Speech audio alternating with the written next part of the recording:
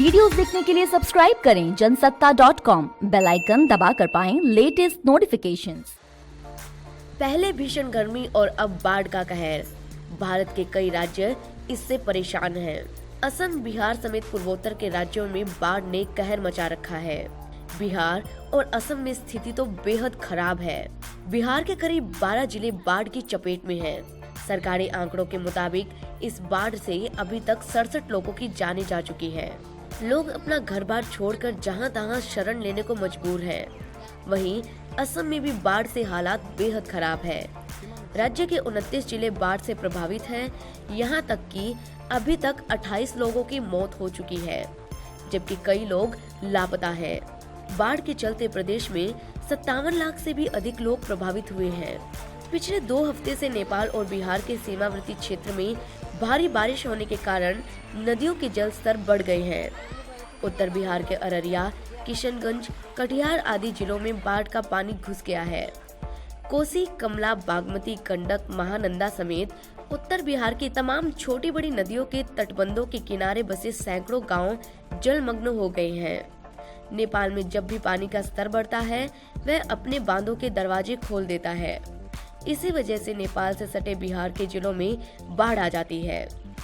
इस बार भी कुछ ऐसा ही हुआ।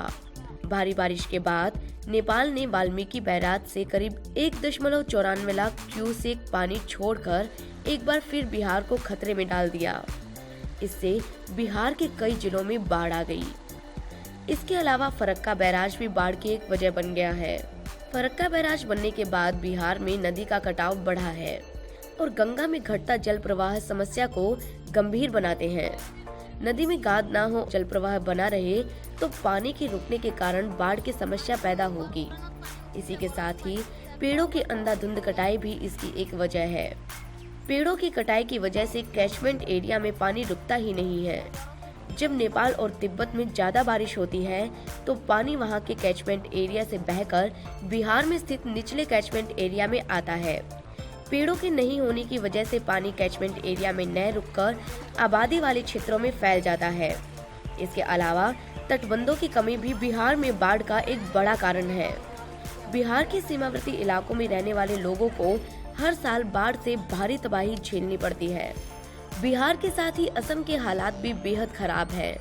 असम राज्य आपदा प्रबंधन प्राधिकरण की ओर से दी गई जानकारी के अनुसार राज्य में बाढ़ से मरने वालों की संख्या 27 तक पहुंच गई है। ब्रह्मपुत्र और उसकी सहायक नदियां गुवाहाटी समेत कई इलाकों में खतरे के निशान से ऊपर बह रही हैं।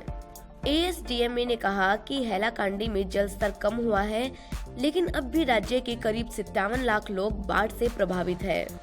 असम और पूर्वोत्तर के राज्यों में भारी बारिश बाढ़ का कारण बनी है। असम में बाढ़ की वजह से काजीरंगा नेशनल पार्क में भी बाढ़ का पानी भर गया है, जिसके कारण एक गेंडे की भी मौत हो गई है।